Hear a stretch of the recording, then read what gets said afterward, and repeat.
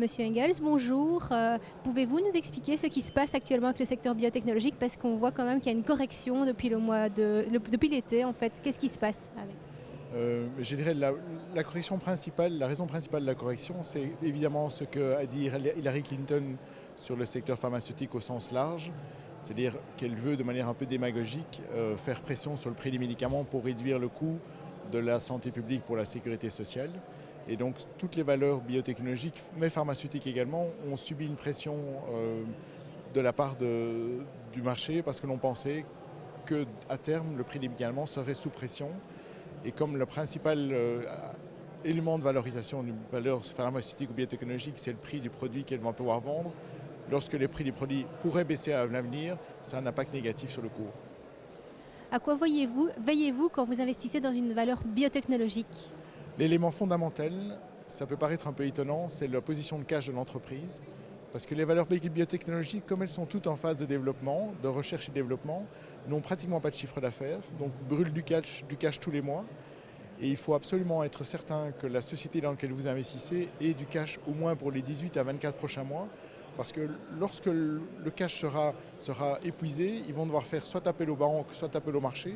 Ici, dans ce cas-là, soit les banques ne sont pas d'accord de donner du crédit, soit le marché est plutôt négatif sur les valeurs biotechnologiques ou sur le marché des actions en général, vous risquez de devoir arrêter un développement faute de cash. Donc c'est fondamental d'investir dans une entreprise qui dispose de cash suffisant. Et c'est le cas de toutes les sociétés de biotechnologie belges. Est-ce qu'elles disposent tous de cash suffisant? Non, c'est justement pas le cas de toutes les valeurs. Et il y a des valeurs dans lesquelles nous, pour notre fonds d'actions belge qui contient des valeurs biotechnologiques, on n'a pas investi dans certaines valeurs simplement parce que nous estimons que la position de cash n'est pas suffisante et que l'on veut éviter de se retrouver coincé avec une valeur qui serait exempte au niveau cash et qui devrait faire appel un peu en catastrophe au marché. Vous avez notamment Céliade en portefeuille. Est-ce que vous avez toujours confiance dans la valeur qui a quand même des difficultés pour l'instant en bourse? Oui, on a toujours confiance en Céliade parce qu'on pense que les deux développements cliniques qu'ils ont, à la fois dans la cardiologie et dans l'oncologie, sont très prometteurs. Alors c'est vrai que le cours avait fortement monté lorsque tout ce qui est développement oncologique, ils sont en train de travailler sur un tout nouveau traitement du cancer, avait été peut-être un peu effet de bulle à un certain moment. Et le problème aussi globalement, mais ça c'est pas uniquement dû à Céliade, de toutes les valeurs biotechnologiques, c'est que pendant toute la phase de développement clinique, mais ils ne peuvent pas communiquer.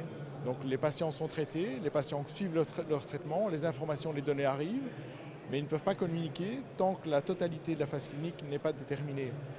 Et donc, pas de nouvelles dans ce cas-ci, c'est plutôt une bonne nouvelle parce qu'il n'y a pas d'élément négatif. Au contraire, s'il devait y avoir un élément négatif important, c'est-à-dire soit le traitement qui ne fonctionne pas ou au contraire le traitement qui met en danger la vie des patients, il serait obligé de communiquer directement au marché. Donc ce qui est étonnant dans le secteur biotechnologique, c'est lorsqu'il n'y a pas de nouvelles, c'est plutôt une bonne nouvelle. Mais le marché souvent s'impatiente et lorsque le titre est bien monté, c'est relativement facile entre guillemets de prendre des bénéfices. Et c'est de manière assez générale que toutes les biotechnologies qui évoluent de cette manière-là. Le cours monte quand il y a des bonnes nouvelles et puis lorsqu'il n'y a plus beaucoup de nouvelles, le cours baisse ou stagne, mais dans la plupart du cas baisse. Et ce sont souvent des opportunités pour en acheter. Et par contre, quand il y a une mauvaise nouvelle, comme dans le cas de Trobogénix, là, c'est un peu la descente aux enfers.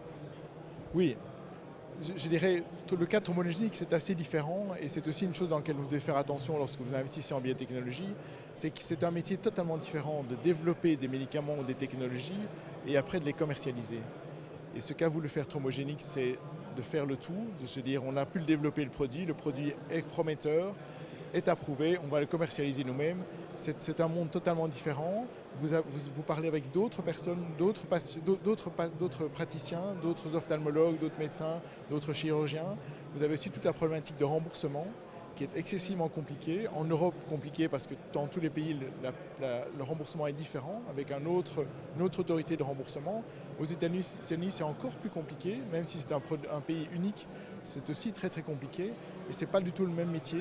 La plupart des biotechnologies, d'ailleurs, se contentent, entre guillemets, de faire un développement clinique et puis de licencier le produit ou le médicament pour qu'un autre s'occupe de la commercialisation.